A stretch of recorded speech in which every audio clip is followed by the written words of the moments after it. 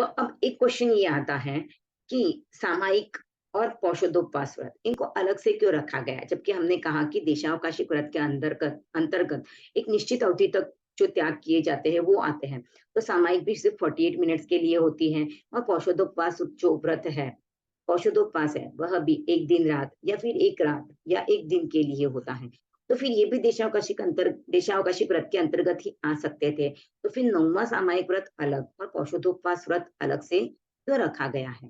तो इस क्वेश्चन का जब हम समाधान सोचते हैं तो ये समझ आता है कि देशावकाशिक व्रत जो है, वो अपनी इच्छा से हम कितने भी समय का ले सकते हैं। हम 2 मिनट का भी ले सकते हैं, आधे घंटे का भी ले सकते हैं, 10 घंटे का भी ले सकते हैं, या सिर्फ 48 मिनट्स का भी ले सकते हैं, 45 मिनट्स का भी हो सकता है।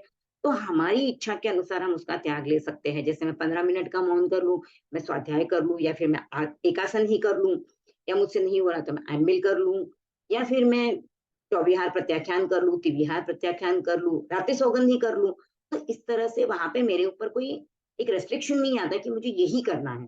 पर जब मैं सामायिक करती हूँ तो मेरे पे एक रेस्ट्रिक्शन आ जाता है कि 48 मिनट्स तक ही मुझे सामायिक करनी है। उससे कम भी नहीं और उससे ज़्यादा भी नहीं हो सकती है। एक सामायिक का कालमान 48 मिनट्स तक है। अगर मैं 2 सामायिक करूँ तो 96 मिनट तक हो सकता है, पर एक सामायिक का कालमान तो 48 मिनट है। तो मैं 48 के मल्टीपल्स में जितनी सामयिक करूँ वो कर सकती हूँ, पर टाइम 48 मिनट्स ही होना चाहिए। अब जब पौषधोपवास व्रत की भी बात करते हैं, तो पौषधोपवास व्रत भी 4 प्रहर का हो सकता है कम से कम। तो कम से कम 4 प्रहर तो मुझे करना ही है। तो मैं अपनी मर्ज़ी से 1 प्रहर का, 2 प्रहर का, 3 प्रहर का नहीं कर सकती हूँ। या तो मैं 6 प्रहरी कर सकती हूँ, या फिर मैं 4 प्रहरी कर सकती हूँ, या अष्टप्रहरी, या फिर 4 चतुष्प्रहरी जो है उसके मल्टीपल्स में मैं चाहे जितना औषध कर सकती हूँ। तो यहाँ पर भी एक मुझ पे रेस्ट्रिक्शन आ गया कि मैं इसी समय सीमा के अंतर्गत औषध कर सकती हूँ। वह इसलिए सोचा गया है कि सामायिक और पौषध को एक निश्चित विधि के अनुसार ही करना है।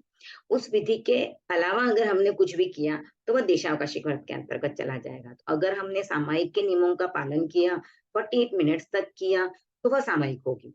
अगर हमने सामायिक का कालमान नहीं लिया है, पर सामायिक के नियमों का पालन कर लिया, तो समझो मैंने आधे घंटे के लिए सामायिक के नियमों का पालन कर लिया, तो वह सामायिक न होके देशावकाशिक व्रत के अंतर्गत चली जाएगी।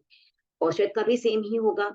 अगर मैंने 2 प्रहर के लिए ही औषध के नियमों का पालन किया, तो वह भी औषध व्रत के अंतर्गत न जाके, तो ये जो सोचा गया है, देशावकाशिक व्रत के अंतर्गत चला जाएगा।